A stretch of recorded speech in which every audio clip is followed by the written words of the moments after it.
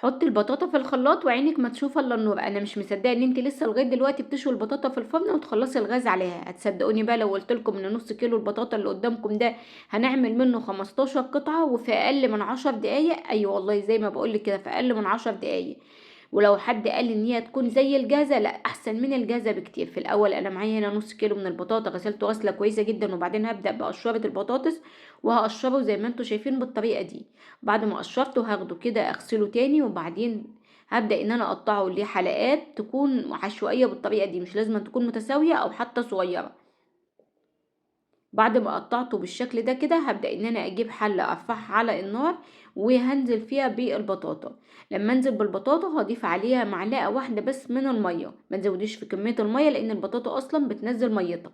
هرفعها على النار تكون اقل من المتوسطة او متوسطة، بس بعد ما اغطي عليها كويس جدا، بالظبط اقل من 3 دقايق او 4 دقايق، هتلاقي كده البطاطا اللهم بارك دابت معاكي بالشكل ده ونزلت كل السوائل الموجودة فيها في الخلاط. وهنزل بالبطاطا زي ما انتوا شايفين وعليها كوباية واحدة من المية، طبعا عشان تسهل ان البطاطا تتفرم معايا او تنضرب كويس. عليهم هضيف 4 معالق كبار من السكر. هاخدهم بقى في الخلاط ولازم ينعموا معايا كويس قوي. يعني انا شغلت عليهم الخلاط حوالي نص دقيقة، يعني ضربتين كده.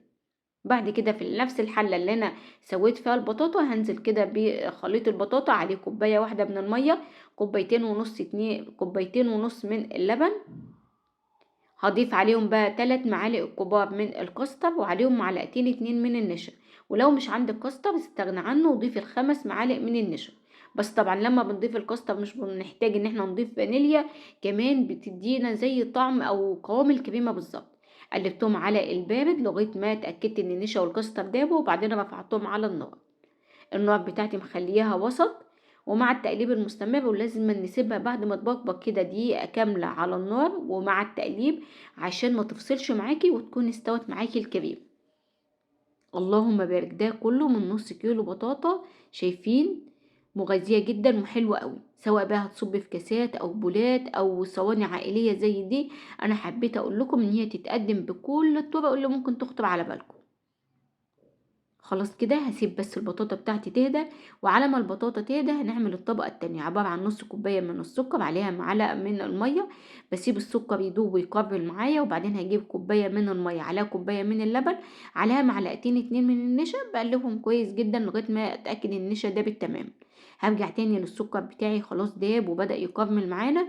في الوقت ده مش بسيبه خالص عشان انا مش عاوزاه يغمق معايا او يمرر، عشان ناخد صوص كراميل كده تحفة، طعمه حلو ولونه حلو كمان.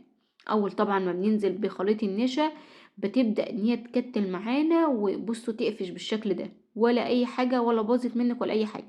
مع التقليب هتلاقيها دابت تماما وصوص كراميل، لونه وطعمه وشكله تحفة. طبعا هو اقتصادي، ولا ضفنا عليه زبدة ولا سمنة ولا زيت ولا اي حاجة، بس طعمه خطير.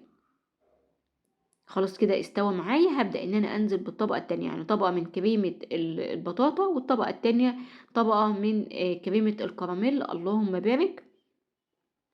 هو المفروض ان احنا كنا ندخلهم التلاجة بس مفيش وقت. بصوا عشان نقفل الفيديو بتاعنا والتصوير والولاد كمان عاوزين ياكلوا منها، فعلى طول زينتها كده بجوز الهند. بصوا اقل حاجة وابسط المكونات ممكن تزين معاكي الحاجة وتخليها تنقلها في شكل تاني خالص. زينت كده على الاطراف بجوز الهند ومن النص كمان، وعجبتهم جدا جدا. وعاوزه اقول لكم الطعم في حتة تانية خالص. مهما كان الشكل حلو، اوقات كتير وصفات بيكون شكلها حلو ونشوفها حلوة بس في الطعم مش بتدينا نفس الطعم. لا، دي طعم وشكل وتحفة ومفيش وقت ولا مجهود. ولو انتوا وصلتوا لغاية هنا بقى من الفيديو، انا عاوزاكم تقولوا لي استحق كام من 10، استحق ان انتوا تقولوا لي تسلم ايدك ولا لا.